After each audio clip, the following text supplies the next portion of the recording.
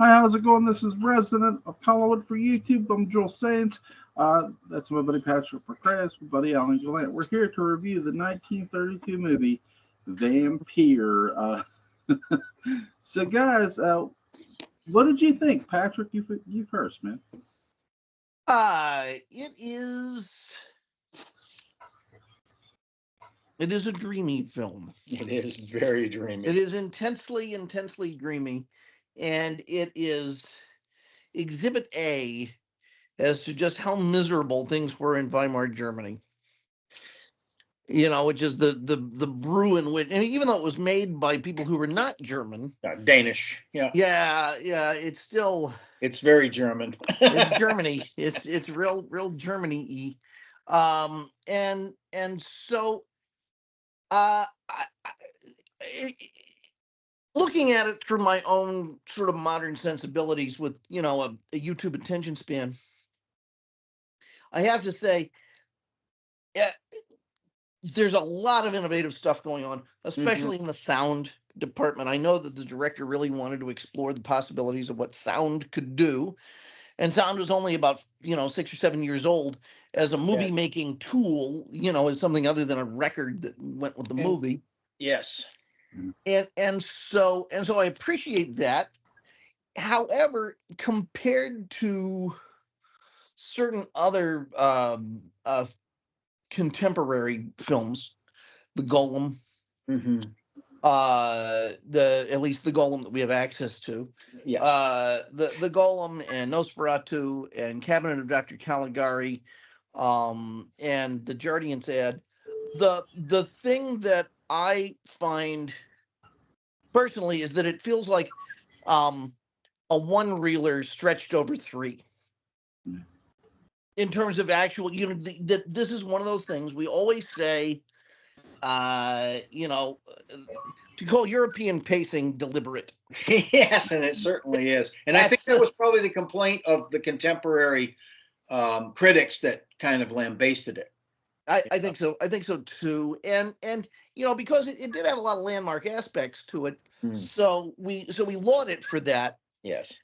And I think it is best looked at as a collection of little landmarks. Yeah. And appreciated that way rather than you're going to have a hootenanny.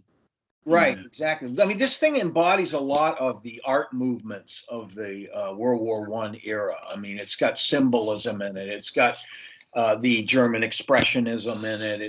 It's got a lot of that sort of thing going on. It's got enough of that stuff to storm the Louvre and set it on fire, in terms of the rebellious nature of its art, because that, and there again, that's another reason why it was lambasted, because its expression of art was very rebellious in terms of what standards were at the time. So yeah, absolutely. Yes, pacing would not be one of those things that would get a gold statue in this movie. Definitely not. But several other things would, I think. Yeah, sure. I think it tells a very interesting sort of reverse story where usually you're telling the story of, Renfield going to Dracula. You're telling the story of a complete stranger. Like Alan said, this is its own universe. Yep, in every way. This is not Dracula. It's not trying to be Nosferatu. It very much relies on, first of all, its location, the style of the way they shoot said location, and its music, but also too, it's very supernatural, gothic style of what's real, what isn't, what's really going on here too. They're sort of asking you that too, and then you're realizing, oh shit, this is a vampire. It's a vampire story. The title tells you that too. The main character is almost like, he's being swept along almost like the doppelganger in Caligari. Yes. He's just sort of, here I go. And at one point he's even like, he has an out-of-body experience where he becomes a shade, so that's all very. spooky and supernatural, and it does recall some other stuff that was done early in the 1920s, but it does it in such a way that it's like, well, that's, and I think as a character, Baron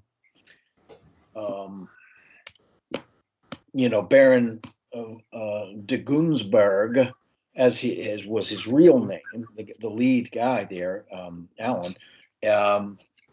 He works well as non-actor. They were all non-actors, they weren't real actors. So they all had a sort of a very sort of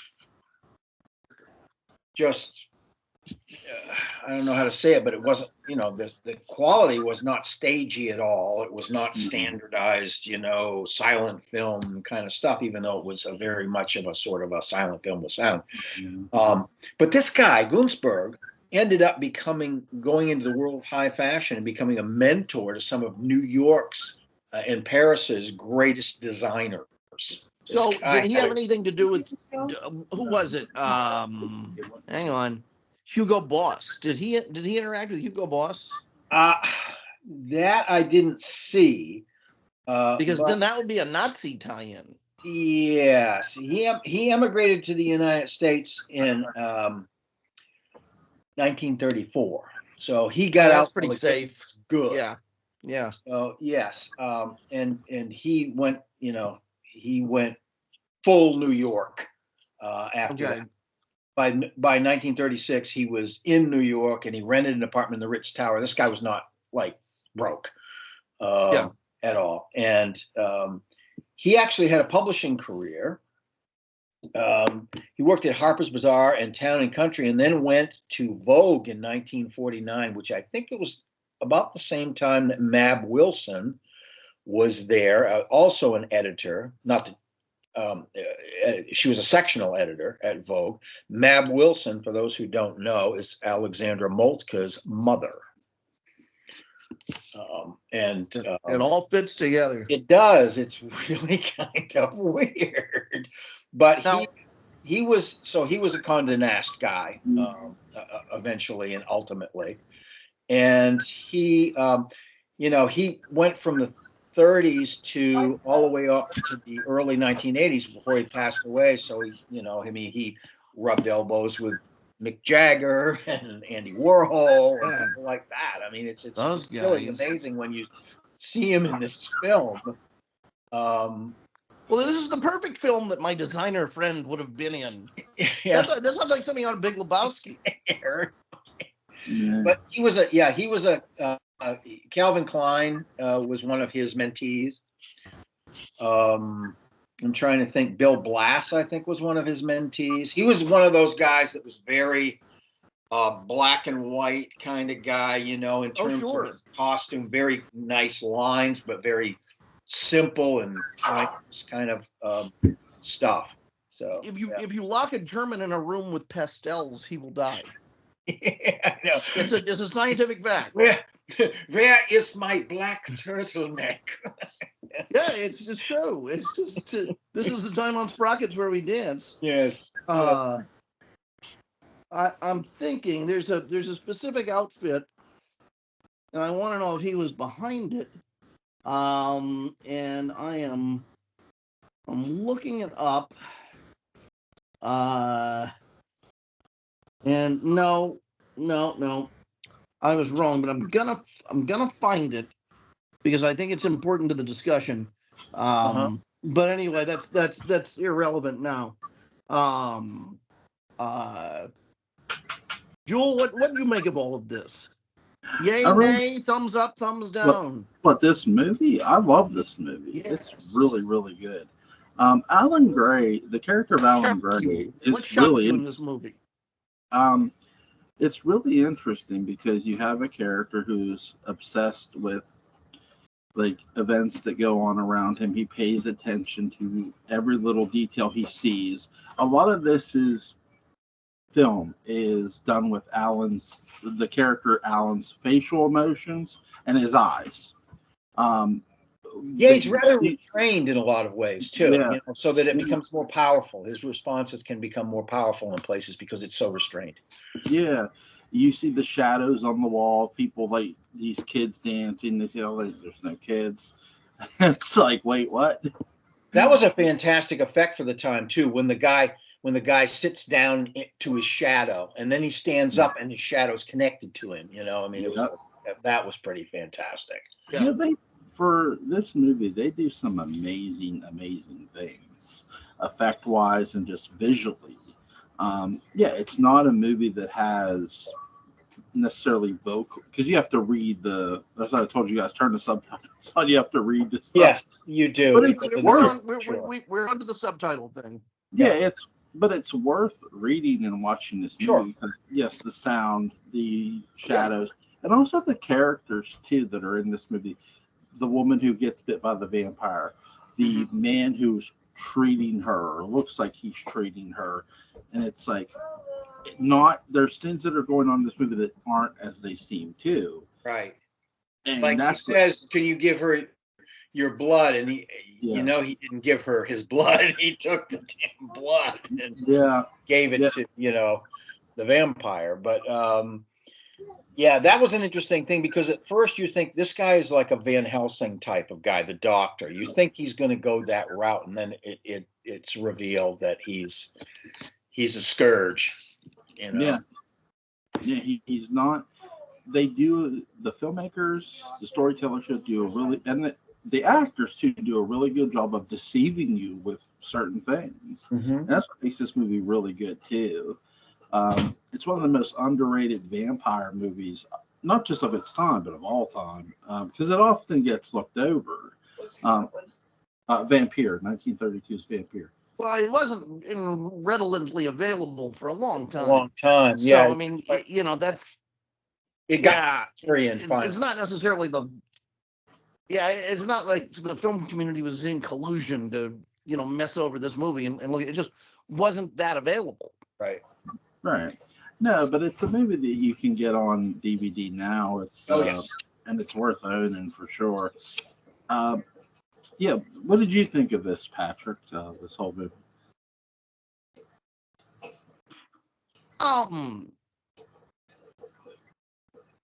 It is a very, very, very informative and informing slice of time.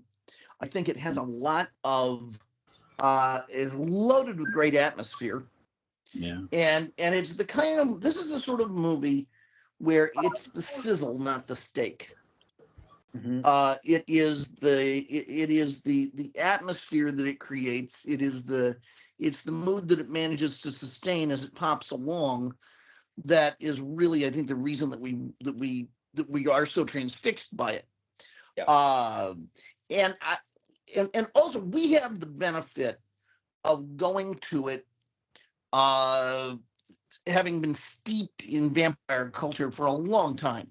Now, vampires were hot back then. Yeah. But I think, we benefit from being able to bring so much more to it than audiences at the time really could. It was still very novel for them. Yes. Overall, I think it's a fascinating film. And I think for anyone who wants to be a completist about this stuff, it's essential viewing. I think it makes for a great, class or two in a film class, because it's so full of technique. Oh yeah.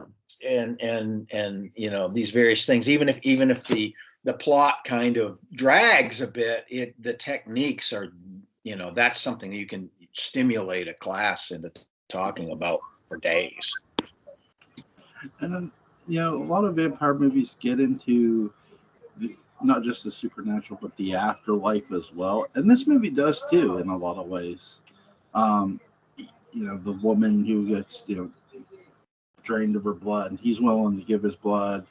And you're like, there's just that. And I think that's the thing Alan Gray does really well too. He's sort of suspicious of what's going on around him so easily. And that's what makes his character so likable. It's like, okay, you know what? I'm curious too. Let's go up the steps. Consequence be damned. Yeah, he's also in love with the younger sister too. Yes. He just is struck by her. But he also cares about the older sister as well. He's concerned. He's the occult detective. he's this guy that comes in. He's the amateur sleuth, and he's Beloved. fascinated by all things occult. And so like you say, he notices everything. He interprets everything. The only thing that gets past him, and it doesn't completely get past him, is the nature of the doctor. Because it isn't too long that he starts to give him a little bit of side eye here and there as well. Yeah. But he's not sure. Yeah, I like it.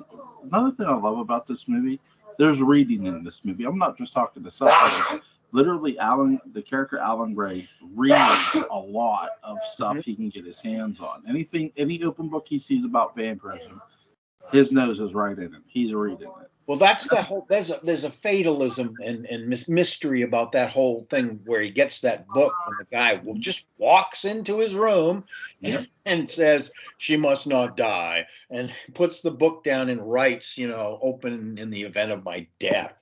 So it's like, yeah, okay, and the reaction of Alan is like, "What are you doing in my room?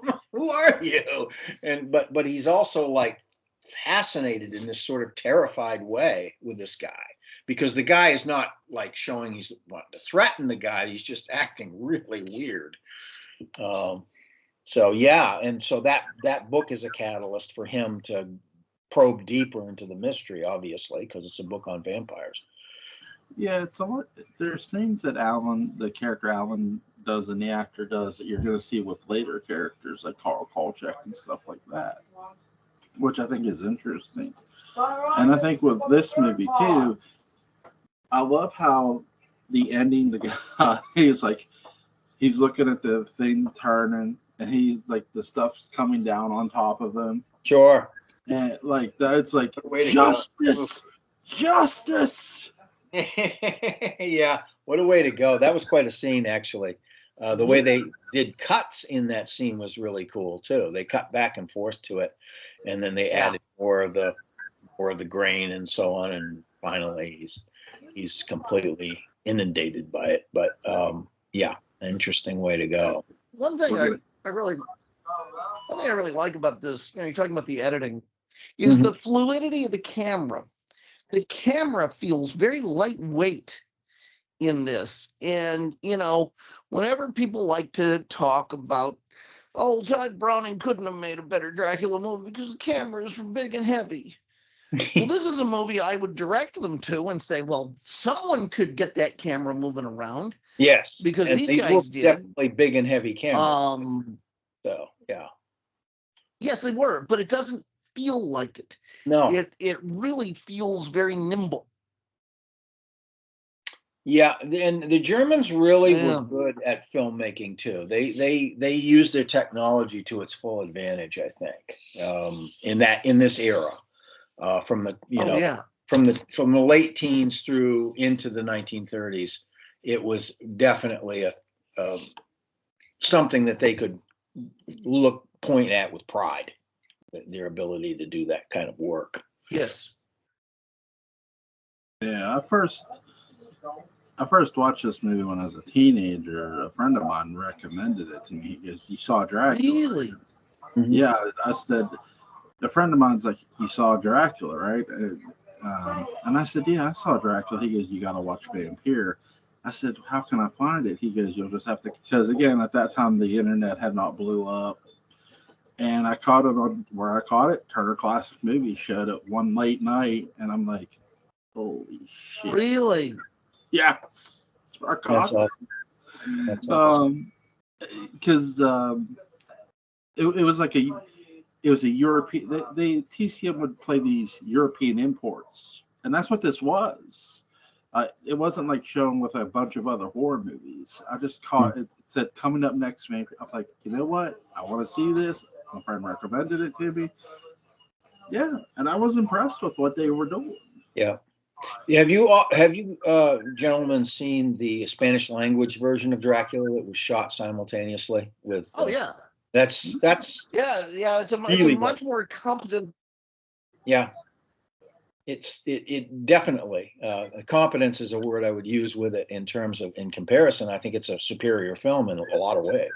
Yeah. To the English speaking Dracula. Both have their merits, but I the first time I saw that Spanish language speaking one, I'm going, oh, wow, this is the possibilities.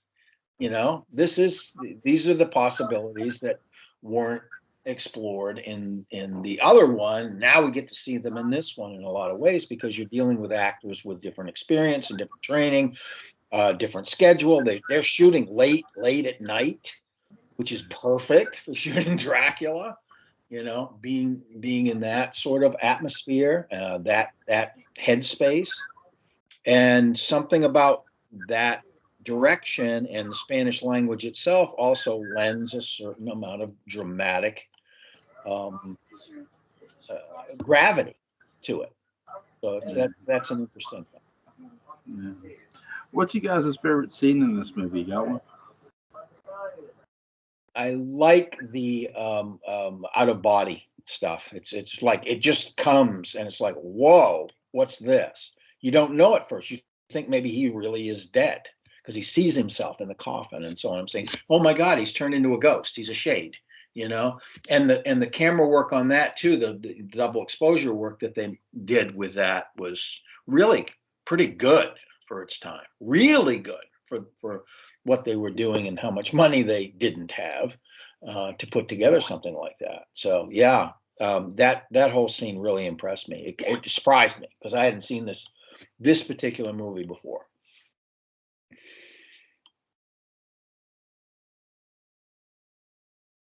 You got mute there, Jewel. Patrick, what's your favorite scene? Patrick? Patrick's MIA. I don't know what happened. Well, while we're waiting for him to come back in here. May have lost signal there for a moment. Yeah, yes. he may have. One of my favorite scenes in this movie really is just the view of the atmosphere without the character Alan Gray, and just the emotion of Gray himself when he sees these things. But I love when he goes upstairs, when he takes the candle from the guy and goes upstairs to investigate the girl's body, because that's the moment he's decided, okay, you know what, I'm getting involved. I've seen some shit here. I'm getting involved. Yeah, seriously. Yeah, it's like he's ready. Like he's whatever may come, and that's the beautiful thing about this movie too, because it's not Dracula. It's not like you don't know what's going to happen to Alan Gray at all. Like no, he could just They do. They hoodwink you into believing he might be dead rather than him having actually an out-of-body experience, which he's having an emotional crisis and a physical crisis, and that's why he's having an out-of-body experience. But you think, well, there he is looking at himself in a coffin. Yeah. What's going on with that? Yeah. So. I gotta wait for.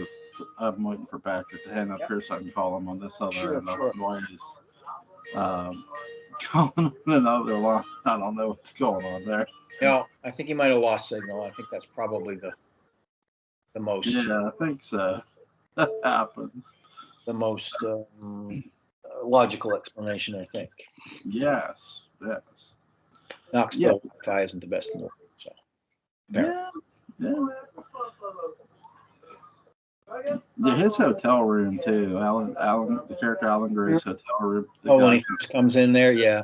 It's like that's when he has the strange interaction with the old man who leaves the package and everything else. It's like like what's happening here, but he, that's sort of the catalyst that gets him involved and interested. Yeah. That's right. Hey. Patrick. Yes. What's your favorite scene in Vampyr, man?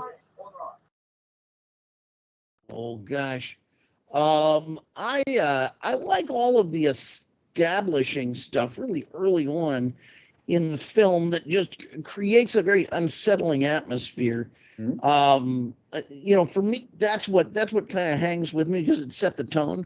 Yes, it definitely does set the tone, and it's an important section. Yeah. really important. And it feels like they shot it at a time of year where they had a lot of daylight. But maybe the He's going daylight. to sleep in the middle of.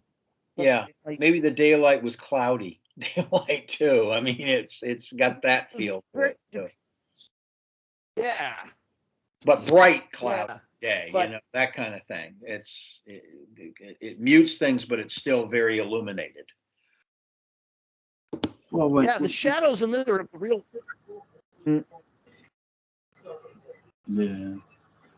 Yeah. Like there's, like, you ever see where the sun's coming through the clouds, but you don't see the sun, it's coming through the cloudy parts, and so it's like lighting the, your day or whatever, but it's not so bright because the sun's being hidden by clouds in a sense. They definitely take advantage of the weather here in this movie for sure, and they use it well. I give this movie a 10, guys. What do you guys give it? For its numerous technique innovations and the use of that sort of thing, I give it a 10. For its pacing and story, I would give it more like a 7. So there's sort of it's two-pronged for me, because the technique and the stuff that they were doing with mood, as well as some of the camera work that they were doing that wasn't really being done a lot in those times, that's a definite 10 for me. Yeah. Yeah. I would say I'm in the same boat as Alan. Yeah. Those are good numbers. Yeah. Alan Gray is a really interesting case study of. You get to fill in a lot with him too, because again, it's a restrained performance. Yes, you see his reactions through his eyes and so on, his facial expressions, but it's a restrained performance. So, as an audience member, you can really sort of magnify what he's experiencing for yourself. An interesting sort of thing for a non-actor to be able to do. It's funny. Somebody had a conversation. Everybody brings up Die Hard, John McClane, wrong place, wrong time. I'm like, no, Alan Gray, wrong place, wrong time. Trust me, like he's not in a good place, and he's there at the wrong time. Yeah. But he gets the girl in the end. They absolutely. But this is something too with horror too that kind of gets lost too, depending on what the character is. It's like Alan Gray is somebody who literally risked his life to save this woman to get the girl, and she rewards him. It's like, yeah. So if you haven't seen this movie, it's on YouTube. You can watch it. It's really, really good, but you should own it too. Let's see. Tomorrow's the 14th. The 15th, we're going to do Gollum, right? We're doing Haxon. What's that? Oh, Haxon. Yeah, Haxon. Okay, so that was what I had for the next one. Yeah. And then we'll try to do Blazing Saddles at some point after that. Yeah, we're doing Blazing Saddles after Haxon. But Haxon will be the 15th. Okay, so we're not doing tomorrow night. We're doing Wednesday night. Is that what you're saying? Right, because I got I'm bringing Tom and okay. What's her name on? God, I'm gonna kick myself. Vicky Ray on to do 1970 Parallel Time. Okay, cool. Cool. I'm all over the place. She'll be all over that like a cheap suit. You will learn. She has a lot to say about Dark Shadows, so that'll be fun. Yeah. Ask her who was in the Year of the Horse. What's that? Ask her who was born in the Year of the Horse. She's big on Chinese astrology. There you go. Oh, is she? Okay. Yeah, I'm being serious, Joel. That will be an entree to conversation. Right. I'll try. Which of the cast members were born in the Year of the Horse? See how many she can name. Probably can name some. Yeah.